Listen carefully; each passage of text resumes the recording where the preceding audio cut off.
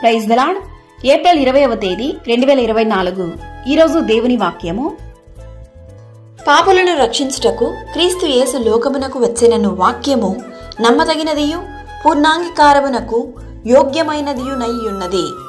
తిమోతికి రాసిన మొదటి పత్రిక 1వ అధ్యాయం 15వ వాక్యము. క్రీస్తునందు ప్రియులారా, ఈ ప్రపంచంలో ఏ దేవుడు చేయలేని గొప్ప త్యాగం యేసయ్య చేసెనో. ఏ పాపమెరుగని యేసయ్య పాపులమైన మన కోసం తన ప్రాణాన్ని అర్పించాడు. ఆయన పాపులను ప్రేమించువాడు, పాపులను పరిశుద్ధంగా మార్చువాడు. ఈరోజు ఈ వాక్యం వింటున్న ప్రియులారా, మీరు ఎటువంటి పాపపు అలవాట్లకు లోనైనా కానీ వాటిని దేవుని సన్నిధిలో మొరపెడితే దేవుడు మీ పాపాన్ని క్షమిస్తాడు. పాపం యొక్క జీతం మరణము. కావున ఈరోజు మొదలుకొని మీలో ఉన్న ప్రతి పాపాన్ని విడిచిపెట్టి పరిశుద్ధంగా దేవునికి ప్రియమైన బిడ్డగా జీవించండి. దేవుని వాక్యం ఇలా సెలవిస్తుంది: వారి పాపములను వారి అక్రమములను ఇకను ఎన్నటికి జ్ఞాపకము చేసుకొనను అని ప్రభువు చెప్పుచున్నాడు.